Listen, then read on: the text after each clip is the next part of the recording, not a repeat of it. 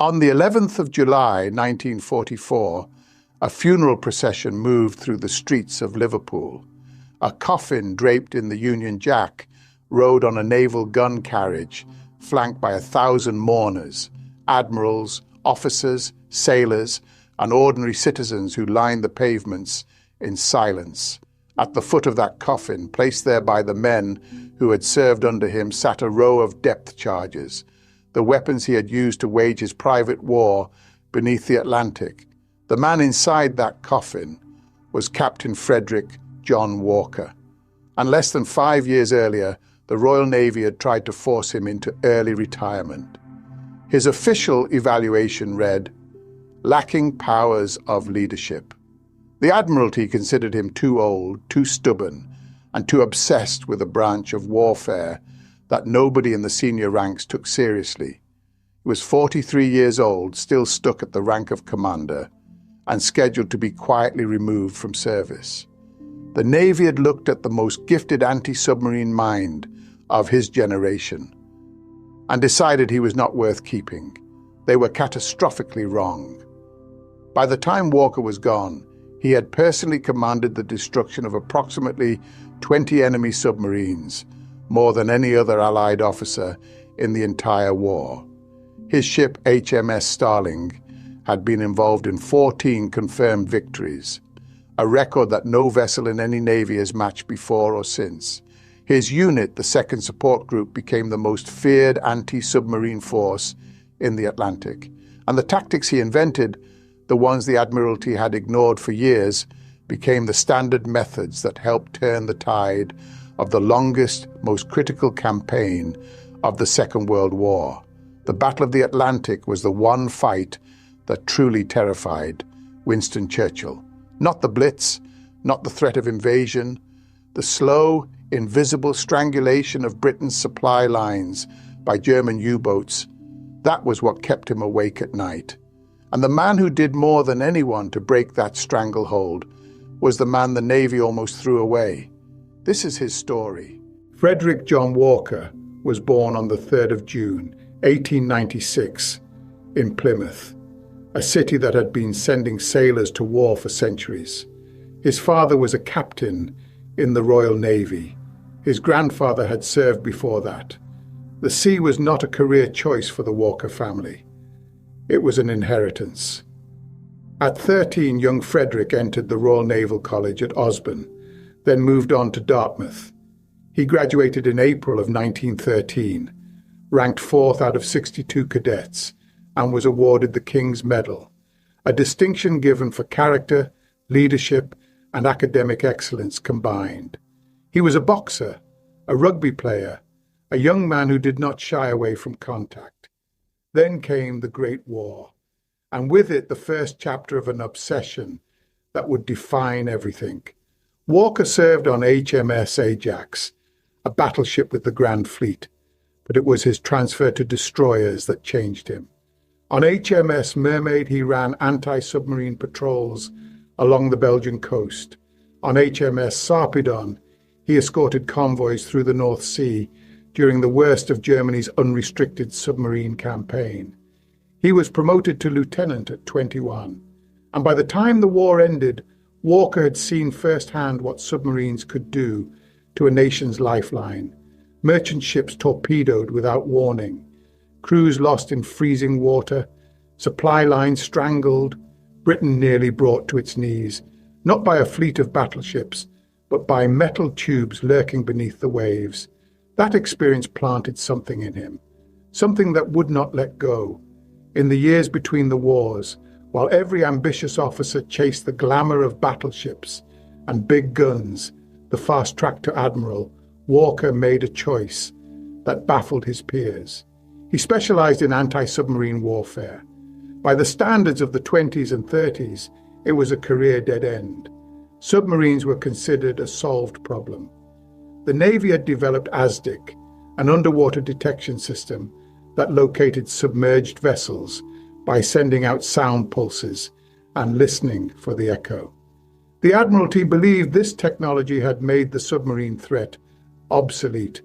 Why would anyone waste a career preparing to fight an enemy that no longer mattered. Walker did not agree. He volunteered for specialist courses at HMS Osprey, the anti-submarine school at Portland. He served as fleet anti-submarine officer aboard capital ships, HMS Revenge, HMS Nelson, HMS Queen Elizabeth. He studied the problem with the intensity of a man who could see a disaster nobody else was willing to imagine, and he did more than study. At HMS Osprey, where he was appointed experimental commander in 1937, Walker began designing the tactics that would later make him lethal. He ran simulations. He drilled crews until they could reload a depth charge rack in 10 seconds flat. He demanded 6 rounds fired from a 4-inch gun within 30 seconds of sighting a target. He developed the early framework for what would become the creeping attack, a method of coordinating 2 ships to eliminate the fatal blind spot in ASDIC detection. He designed code word systems that allowed an entire group of warships to execute complex maneuvers with minimal radio chatter. He was preparing for a war that had not yet started, against an enemy that most of his superiors believed would never return. By September of 1939, when Germany invaded Poland and Britain declared war, Frederick Walker was 43 years old. He had spent more than 2 decades mastering a single discipline. He had written tactical manuals. He had trained crews. He had designed attack patterns on paper and tested them in exercises. He knew more about how to find and destroy a submarine than virtually anyone in the Royal Navy, and the Royal Navy did not want him. Walker had been passed over for promotion to captain, not once, but twice. His official fitness reports described a man who was outspoken, unorthodox, and frustrated by assignments he considered meaningless. During his years on capital ships, where he had been sent to round out his experience, his superiors saw an officer who could not hide his contempt for work that had nothing to do with submarines. He was not, in the language of the service, a team player. The final assessment from the Admiralty was devastating. Lacking powers of leadership, he was scheduled for early retirement. His career in the eyes of the men who ran the Navy was over. The irony was staggering. The one man who had spent 20 years preparing for exactly the war that was now beginning was being shown the door. But the war had other plans. In January of 1940, Walker was appointed Staff Officer for Operations under Vice Admiral Bertram Ramsay at Dover. It was a desk job, important, but not what he wanted. When the Dunkirk evacuation began in May, Walker helped coordinate Operation Dynamo from the cliffs of Dover Castle. He earned a mention in dispatches for his work, but while other men might have been satisfied with the recognition Walker was burning, he wanted a ship, he wanted the sea, he wanted to hunt. After Dunkirk, he tried every avenue he could think of. He wrote letters, he made phone calls. In March of 1941, he took a train to London and walked into the Admiralty to personally plead his case to Captain George Creasy, the director of anti-submarine warfare.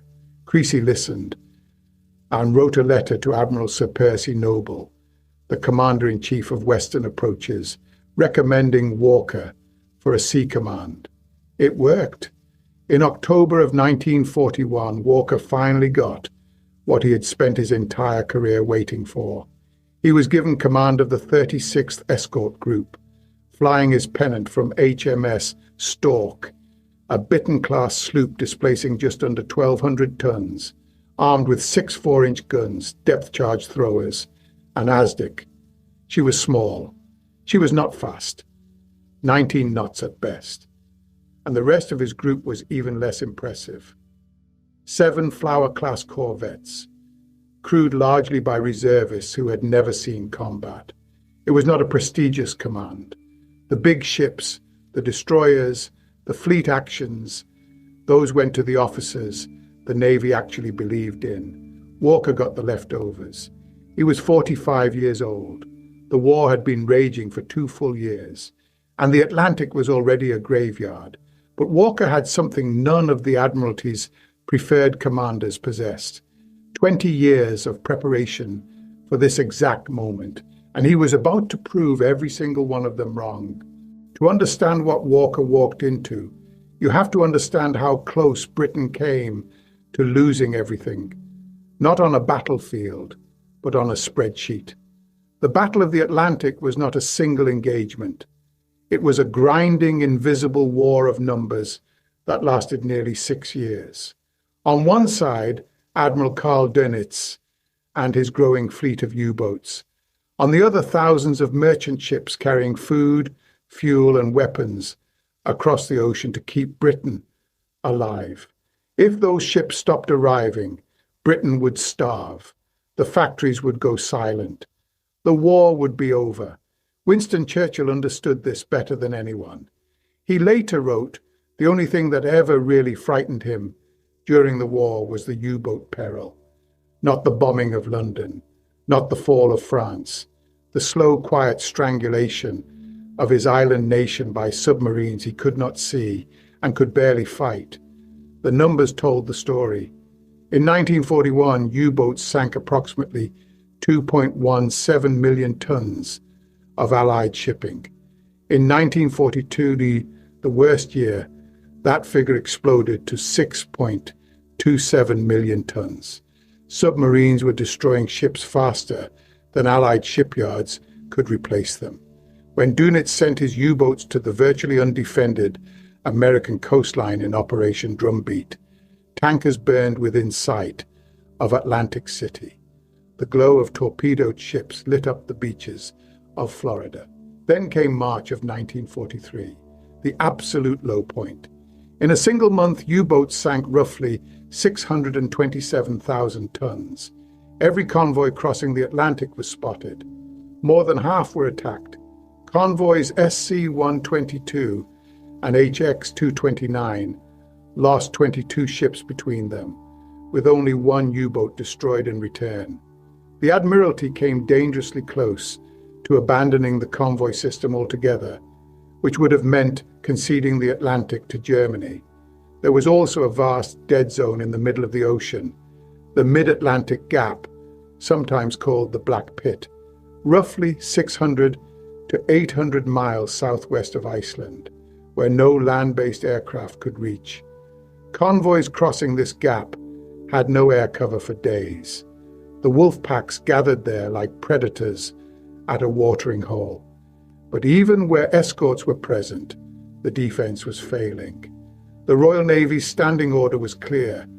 The safe and timely arrival of the convoy is the primary object.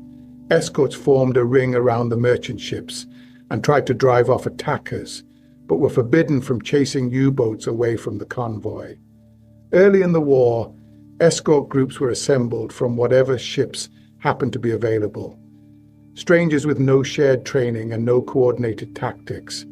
The results were predictable. In October of 1940, convoys SC-7 and HX-79 were attacked by wolf packs. 11 escort warships were present. 12 merchant ships went to the bottom. Not a single U-boat was even damaged. When Commander Gilbert Roberts asked escort captains to describe their methods, the answers were vague references to action stations and increasing speed. His conclusion was blunt. Actual countermeasures did not exist.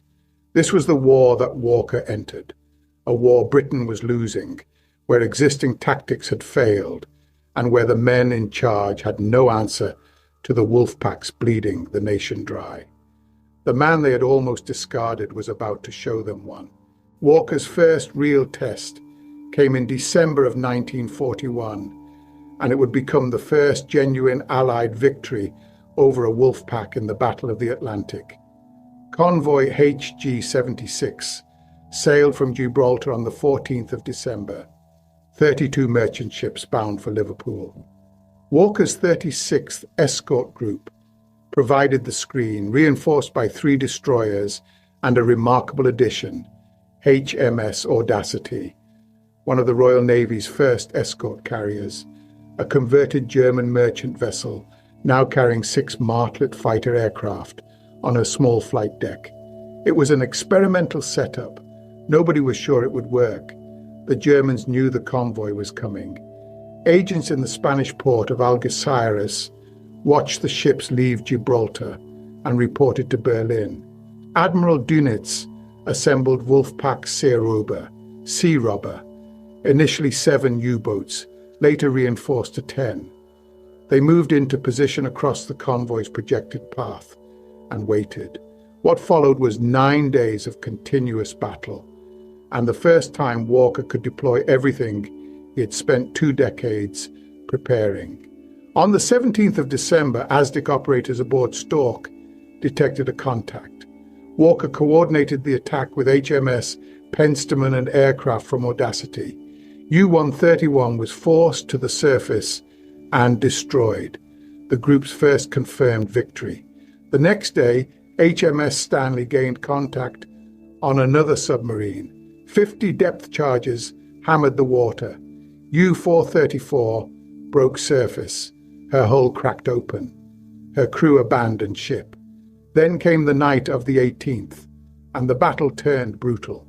U-574 slipped through the escort screen and put a torpedo into HMS Stanley. The explosion tore the destroyer apart.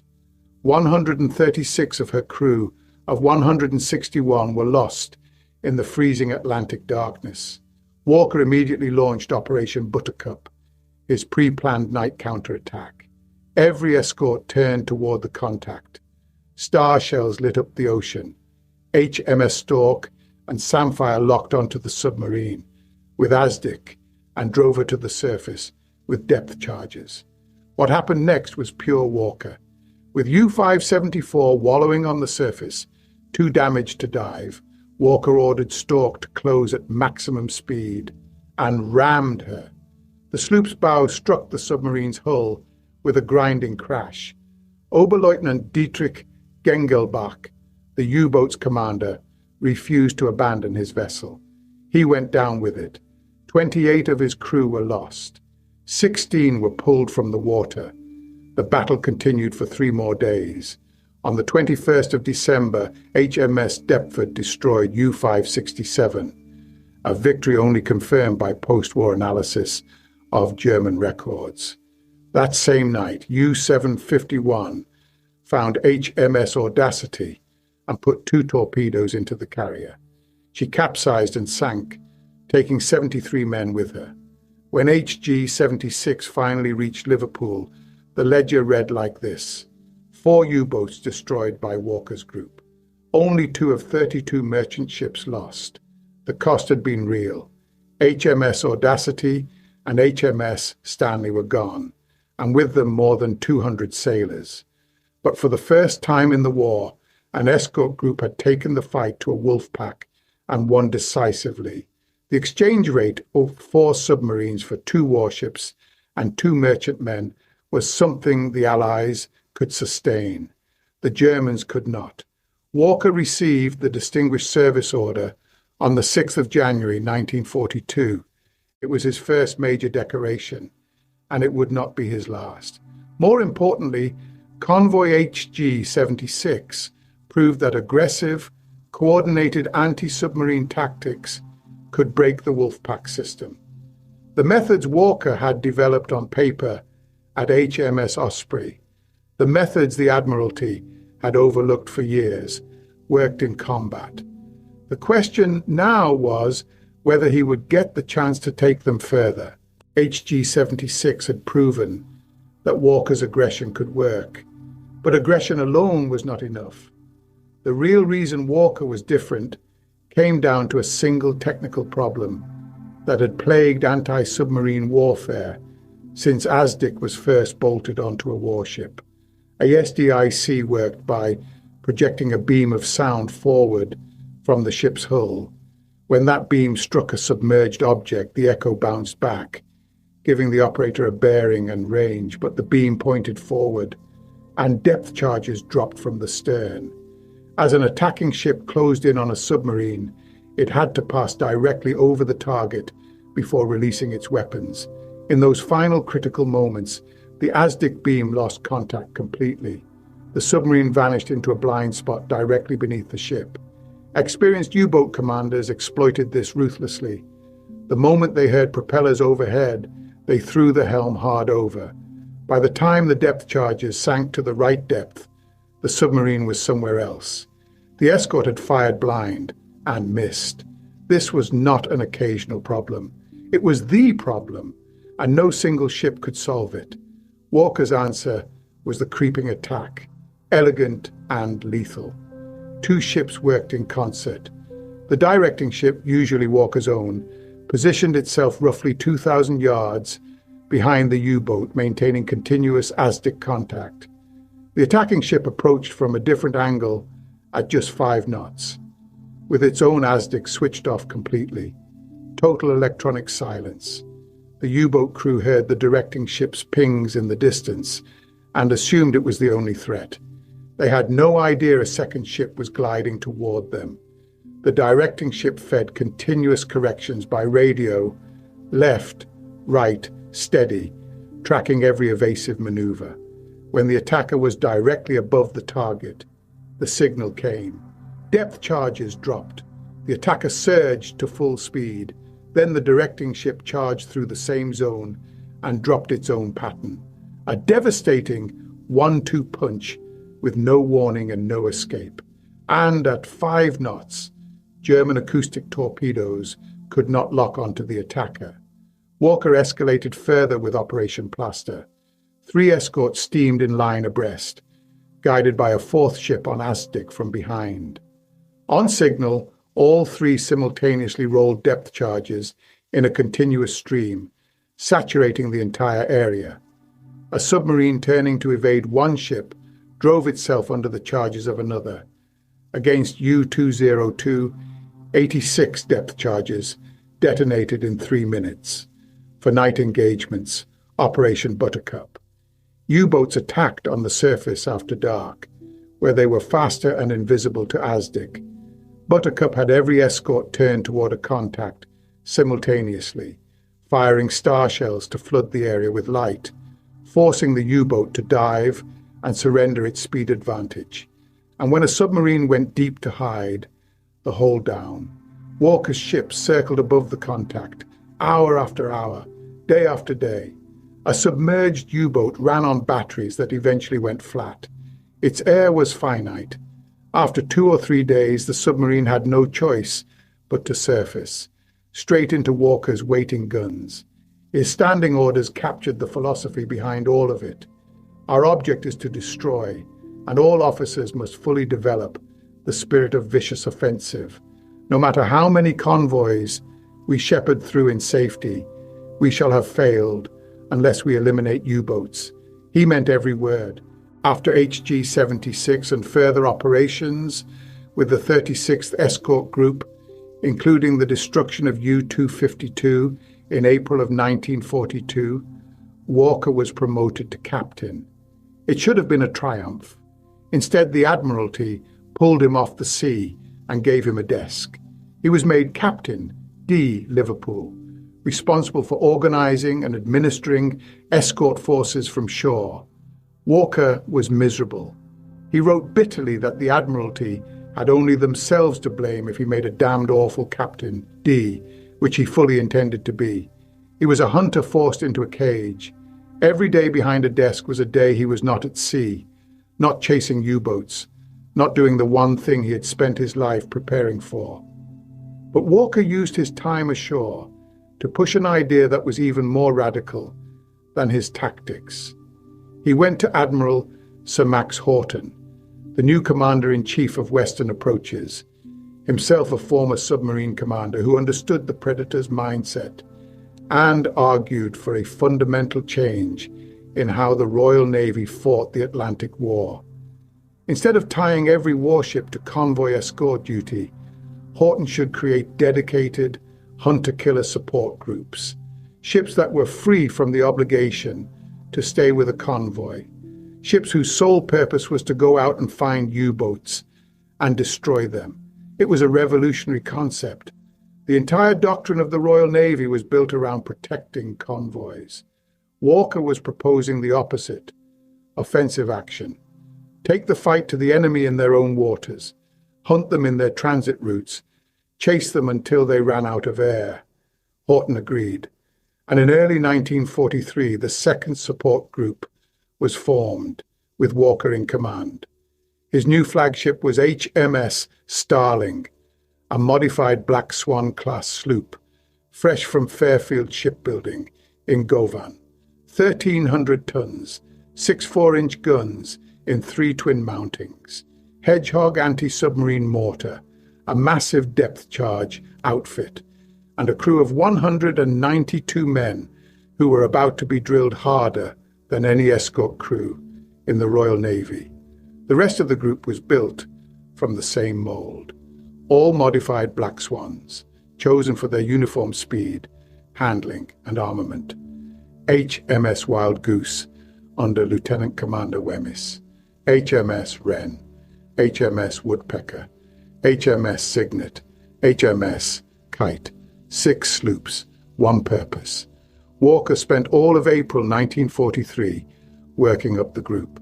He drilled them relentlessly: creeping attacks, plaster formations, buttercup maneuvers, hold-down procedures, until his captains could almost read his mind. They developed a shorthand of code words and pre-arranged signals that allowed complex group tactics with almost no radio traffic. And they adopted a tradition that announced exactly what they were about. Every time the second support group left Liverpool Harbour, the ship's loudspeakers blared the Old English hunting song, "A hunting we will go." It was not a joke. It was a statement of intent. The second support group went to war in May of 1943 and immediately began proving that Walker's concept of offensive hunter-killer operations was not just theory. Their first patrol took them southeast of Cape Farewell, the southern tip of Greenland. On the 1st of June, Wild Goose detected a submerged contact. Walker ordered a hold down. For 15 hours, the group circled above U-202, dropping occasional charges to keep her pinned, never letting up. The submarine's commander dove to 800 feet, far beyond standard depth charge settings, but Walker simply waited. With batteries drained and air running out, U-202 had no choice but to surface. She was destroyed immediately. It was the group's first victory together. It set the pattern for everything that followed. In late June, the group moved to the Bay of Biscay, the bottleneck through which every U-boat based in France had to pass on its way to the Atlantic. On the 24th, Starling detected U-119 on the surface. Walker closed at speed and rammed her, just as he had done during HG-76. That same day, the group caught and destroyed U-449, 2 submarines in 24 hours. Then came the 30th of July, and a moment that seemed pulled from the age of Nelson. 3 U-boats were spotted on the surface together, crossing the bay in a group. Dönitz had ordered his submarines to transit in packs, combining their anti-aircraft firepower against Allied patrol planes. It was a reasonable idea, until you ran into Walker. The moment lookouts called the sighting, Walker signaled to his group, "Hoist the general chase." The same command Francis Drake had used against the Spanish Armada, the same signal Nelson had flown at Trafalgar. Every ship turned toward the enemy at maximum speed. The result was devastating. U-462, a large supply submarine known as a milk cow, vital to Dönitz's ability to keep attack boats fueled at sea, was destroyed. U-504 went down in the same engagement. A third submarine was so badly damaged, she was finished off by an RAF aircraft shortly after. In a single afternoon, Walker had ripped a hole in Germany's submarine logistics network. By November, the group was operating east of Newfoundland, supporting convoy HX-264. On the 6th, they destroyed U-226 and U-842 in the same action. 2 more victories added to a count that was becoming impossible to ignore. All of this unfolded against a war that was finally turning. May of 1943 had been the decisive month. 41 U-boats lost in 31 days. The losses were so catastrophic that Dönitz made the extraordinary decision to withdraw his submarines from the North Atlantic entirely. The wolf packs that had terrorized convoys for 3 years pulled back. Walker and the Second Support Group were a central part of that turning point. Not the only part. Cracked Enigma codes, long-range aircraft escort carriers, advances in radar and direction finding all played critical roles. But Walker's aggressive tactics gave the Royal Navy something it had lacked for years, proof that U-boats could be hunted down and destroyed, not just driven off. The count kept climbing, and Walker was far from finished. In late January of 1944, the Second Support Group sailed from Liverpool into the southwestern approaches, roughly 300 miles southwest of Ireland. What followed over the next 3 weeks would become the most extraordinary patrol in the history of anti-submarine warfare. On the 31st of January, Wild Goose picked up a contact. Walker directed the group into a creeping attack. U-592 was driven to the surface and destroyed. 1 down. For the next week, the group swept the area, maintaining constant vigilance in heavy Atlantic winter seas. Then came the 8th and 9th of February, and a sequence of events that defied belief. In the early hours, ASDIC operators aboard Starling detected a submarine. Walker launched the attack. U-762 was destroyed. Before the debris had finished rising to the surface, a second contact appeared on the ASDIC screens. Walker immediately redirected the group. U-734 was caught and sunk, and then, impossibly, a third contact. Within 15 hours of the first engagement, U-238 was on the bottom of the Atlantic. 3 U-boats destroyed in 15 hours by a single group of sloops in one continuous running battle across the grey winter sea. Nothing like it had ever happened before in the war. 2 days later, on the 11th of February, the group found U-424. She was destroyed using a textbook creeping attack, the method Walker had sketched out on paper at HMS Osprey 7 years earlier, now executed with the precision of a machine.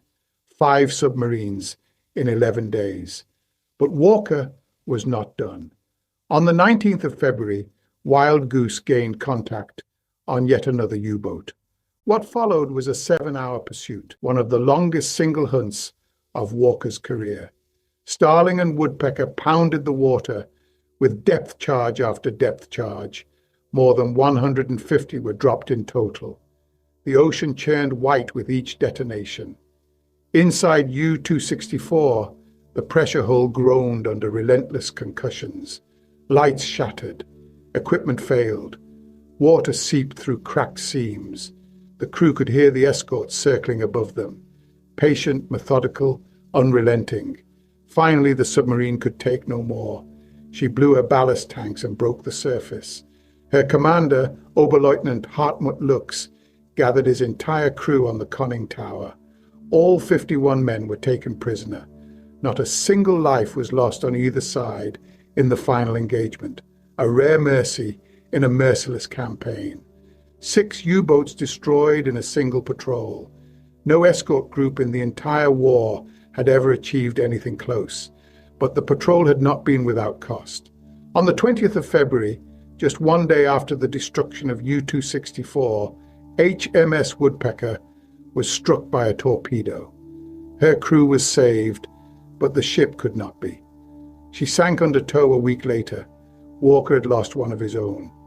A reminder that even at the height of victory, the Atlantic demanded its price. When the Second Support Group returned to Liverpool, something unprecedented happened. The First Lord of the Admiralty, A.V. Alexander, the political head of the entire Royal Navy, was standing on the dock, waiting personally to greet them. His words were simple. "Well done, jolly well done. Thank you so much. God bless you all." The Admiralty's official assessment called it the greatest cruise perhaps ever undertaken in this war by an escort group.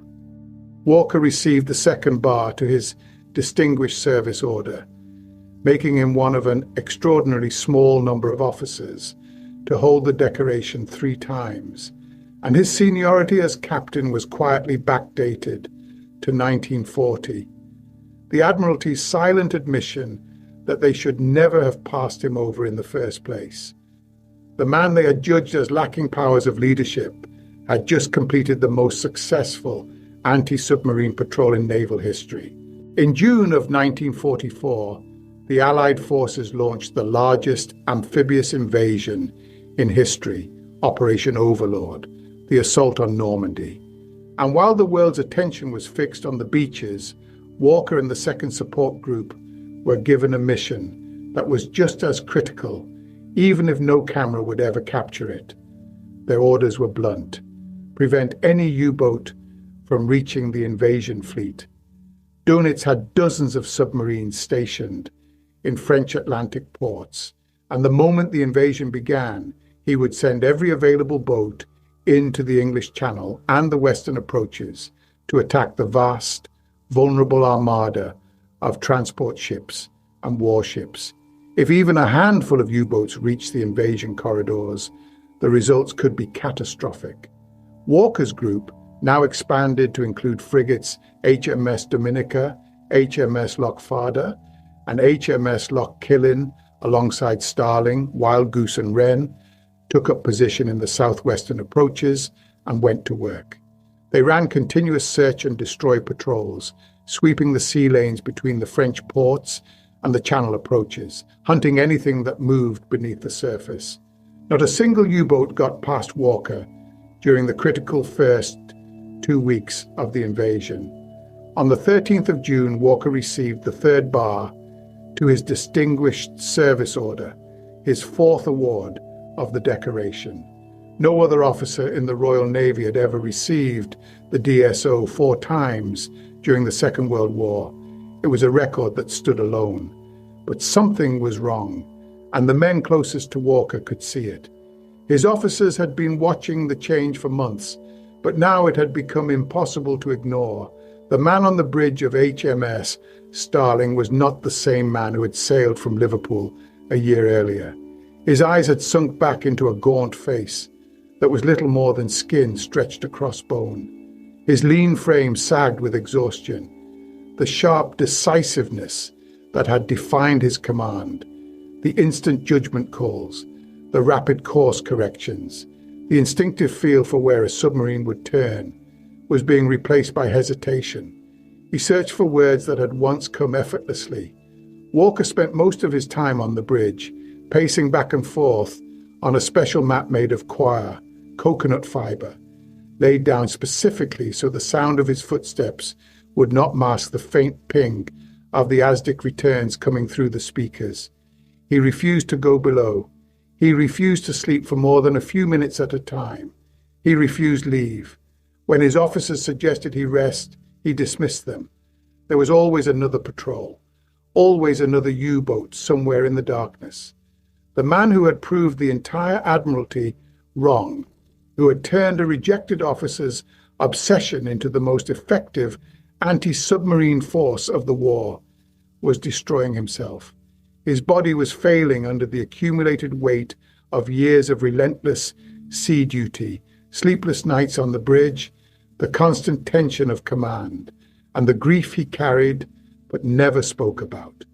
The war was being won, but Walker was running out of time to see it. On the 7th of July, 1944, 2 pieces of paper arrived for Captain Walker in Liverpool. They came on the same day, as if the war had decided to deliver all its cruelty at once. The first was a letter from the Admiralty. It was a formal confirmation of something Walker had already been told informally months earlier. His son, Sub-Lieutenant Timothy Walker, was gone. The submarine HMS Parthian, on which Timothy had served, had been lost in the Mediterranean in August of 1943. She had probably struck a mine near Brindisi. There were no survivors. The Admiralty had waited nearly a year to issue the final paperwork, and now on this particular morning it had arrived. The second piece of paper was an order. The second support group was to sail again the following day. That afternoon, Walker took his wife Eileen to the cinema. They watched a film called Madame Curie, the story of a woman who gave everything to her work, including her health. Whether Walker saw the parallel is something only he could have known. Afterward, walking home, he told Eileen that he felt dizzy. There was a strange humming noise in his head that would not stop. He was admitted to the Royal Naval Hospital at Seaforth on Merseyside. The doctors examined him and found a man whose body had been pushed far beyond its limits. Years of broken sleep, months of continuous sea duty without proper rest, the relentless pressure of command in the most intense anti-submarine campaign of the war, and now, layered on top of everything else, the confirmed loss of his son. At approximately 2 a.m, on the 9th of July, 1944, Captain Frederick John Walker suffered a cerebral thrombosis, a blood clot in the brain. He was 48 years old. The Admiralty's official ruling stated that his passing was considered to be aggravated by and attributable to the conditions of his naval service. It was the closest the bureaucracy of the Royal Navy could come to saying, this man gave his life for his country, not from a torpedo or a bomb, but from the sheer weight of what he carried. The plans that had been laid for his future now became a list of things that would never happen. A 2-month rest starting in August, promotion to flag rank, command of an aircraft carrier, eventually a carrier task force in the Pacific, a knighthood from King George VI, the highest honor the crown could bestow on a serving officer. He never received any of it. The deadliest U-boat hunter of the war, the man who had commanded the destruction of approximately 20 enemy submarines, who had invented the tactics that turned the Battle of the Atlantic, who had been decorated 4 times with the Distinguished Service Order, was gone at 48, not taken by the enemy, taken by the war itself. 2 days later, on the 11th of July, Liverpool Cathedral filled with 1,000 mourners, admirals in dress uniform, officers who had served under Walker, sailors from the western approaches, and ordinary people of Liverpool, a city that understood what the Battle of the Atlantic had cost and what this man had done to win it. Admiral Sir Max Horton, the man who had given Walker his hunter-killer group, who had believed in him when the rest of the Admiralty had not, stood before the congregation and spoke the words that would become Walker's epitaph. Victory has been won and should be won by such as he. No dust nor the light weight of stone, but all the sea of the western approaches shall be his tomb. Walker's coffin, draped in the Union Jack, was carried through the streets of Liverpool on a naval gun carriage, the same procession that opened this story. Thousands lined the pavements in silence. The route led to the Prince's landing stage, where a ship waited to carry him to sea one final time. And here one detail tells you everything about the kind of war Walker fought. His own ships, the second support group, the men who had sailed with him and hunted beside him, were not there. They had already sailed for another patrol. The war did not pause for funerals. So the honor guard was provided by Royal Canadian Navy sailors from HMS Iroquois, allies who understood what the Atlantic had demanded. On the 12th of July, Walker was buried at sea in Liverpool Bay from the deck of HMS Hesperus. His wife Eileen stood at the rail and cast a cross of flowers into the grey water. At the foot of the coffin sat depth charges, the weapons that had defined his war. British Partha filmed the ceremony. The footage survives to this day. In the years that followed, Liverpool did not forget. A bronze statue by sculptor Tom Murphy was erected at Pier Head, overlooking the Mersey, unveiled in 1998 by the Duke of Edinburgh. Walker stands in his characteristic pose, binoculars raised, scanning the horizon. Among the donors was a former German U-boat commander, a gesture of respect from the other side of the war that speaks louder than any official tribute. A bust in Liverpool Town Hall bears the inscription, "The greatest sailor since Horatio Nelson." The ship's bell of HMS Starling was presented to Bootle Town Hall, where it is rung at the start of every council meeting to this day. And yet, no Royal Navy warship has ever been named HMS Walker, despite a parliamentary petition, despite the Admiralty's own post-war assessment that Captain Walker, more than any other, won the Battle of the Atlantic. Outside of Liverpool, his name is barely known. The man who broke the wolf packs, forgotten by the nation he saved. He commanded the destruction of approximately 20 U-boats, more than any other Allied officer. His ship, HMS Starling, took part in 14 confirmed victories, a record no warship of any nation has ever matched. His second support group destroyed 22 submarines across the war, the highest total of any anti-submarine unit in history. He invented the tactics that turned the tide. He proved that the men in charge had been wrong about everything, about submarines, about doctrine, and about him. The Royal Navy rejected him twice. He became the deadliest U-boat hunter who ever lived. And the Atlantic, the ocean he gave his life to defend, became his grave.